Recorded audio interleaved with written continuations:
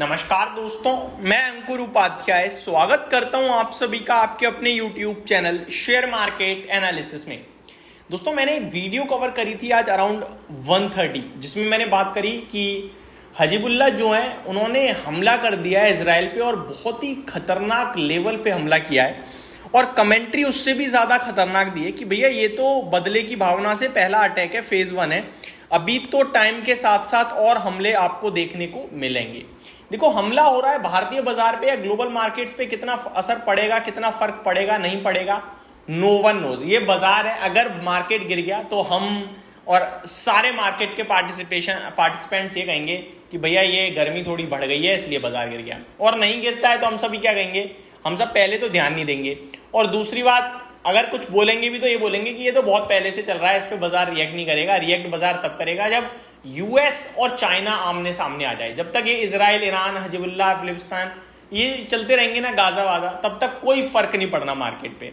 असली फर्क तभी पड़ेगा जब यूएस और चाइना आएंगे। तो मार्केट जैसे रिएक्ट करेगा वैसे हम लोग कमेंट्री कर देंगे, लेकिन फैक्ट पे अगर आए ना तो एक चीज पे रिएक्शन आएगा और वो है कच्चा तेल, क्रूड ऑयल। ये आपके सामने रिएक्ट करेगा, ये आपके सामने हैविली रिएक्ट करेगा। और अगर आप ब्रोकरेज हाउसेस की रिपोर्ट पढ़ें तो वो दो तरफा रिपोर्ट दे रहे हैं दोस्तों। पहली रिपोर्ट तो ये कि शॉर्ट टर्म में कच्चे तेल के दामों में स्पाइक आ सकता है, बूम आ सकता है, और लॉन्ग टर्म में कच्चे तेल के दाम वो काफी ज्यादा गिरते हुए देख रहे हैं।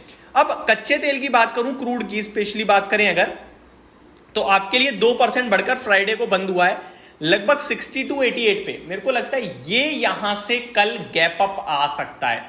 देखो, हमला हो रहा है, ठीक है, शेयर बाजार पे फर्क पड़े ना पड़े, लेकिन भैया कच्चे तेल पे पड़ेगा क्योंकि वो वहां से निकलता है, बिकता है, ठीक है, तो वो अपने प्राइसेस में जरूर रिफ्लेक्शन दिखाएगा इन सब का। तो कच्चे तेल के दाम बढ़ने से स्टॉक्स पे भी इंपैक्ट आ जाएगा। सिंपल है ना। देखो, मार्केट पूरा रिएक्ट करे ना करे वो एक अलग केस है।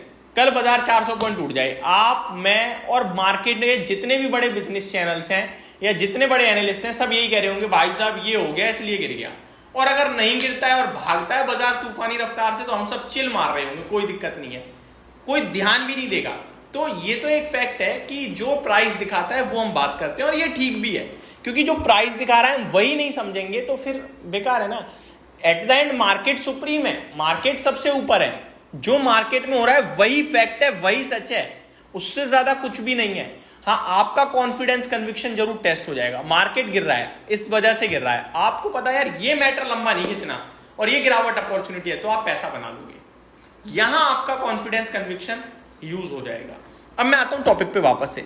अब देखो, मार्केट गिरे ना गिरे, लेकिन कच्चा तेल बढ़ना तय है। जब भी इस प्रकार की सिचुएशन बढ़ेगी, और ये तो सारी की सारी कंट्री, ईरान, इजराइल, ये तो सारी की कंट्री ऐसी हैं जो कच्चे तेल की बड़े लेवल पे उत्पादक हैं, तो मेरे को लगता है ये प्रॉब्लम डेफिनेटली बढ़ेगी और कच्चे तेल के दाम बढ़ेंगे। अब कच्चे तेल के दाम जो बढ़ेंगे वो कौन से स्टॉक्स पे इंपैक्ट डालेंगे वो मैं आपके साथ डिस्कस कर रहा हूं दोस्तों। पहले तो सारे के सारे टायर स्टॉक्स, इनके लिए दिक्कत बढ़ेगी। रॉ मटेरियल होता है टायर के लिए, सारा का सारा कच्चा तेल जो है, तो जेके टायर, अपोलो टायर, सीएट, एमआरएफ, ये बीकेटी वगैरह को भी कंसीडर कर सकते हो आप, लेकिन रिएक्शन जो है वो आता है इन्हीं स्टॉक्स पे।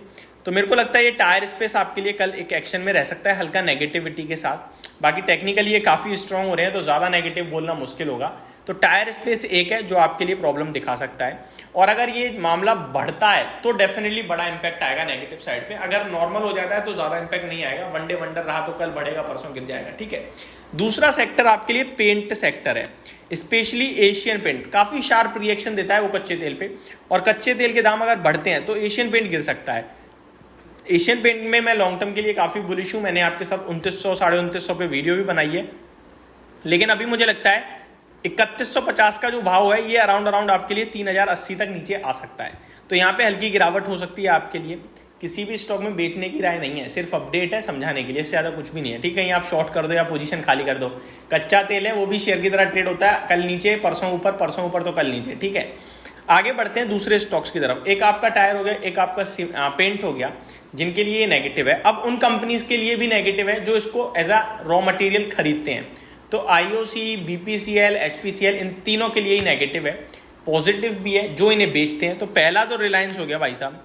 रिलायंस के लिए पॉजिटिव है। आज आपकी तारीख कितनी है, एक बार मैं डेट चेक करूं, 25 आई थिंक, हाँ जी 25 अगस्त है। 31 तक अगर कच्चे तेल के दाम ऊपर गए तो कोई दिक्कत नहीं है। 31 के बाद विंडफॉल गेन टैक्स रिव्यू होगा और फिर बदलेगा, लेकिन अभी तो मेरे को लगता है रिलायंस के शेयर के लिए पॉजिटिव ही होगा। साथ ही साथ OIL ऑयल इंडिया के लिए पॉजिटिव होगा ये, और ONGC oil and natural gas इसके लिए भी पॉजिटिव होगा ये। तो ये कुछ स्टॉक है जो कच्चे तेल के बढ़ने से पॉजिटिविटी दिखाते हैं, घटने से नेगेटिविटी दिखाते हैं। मैंने आपके साथ सारी की सारी डिटेल शेयर कर दी। होप आपको जानकारी पसंद आई होगी। Thank you so much for watching this video. Have a great day guys.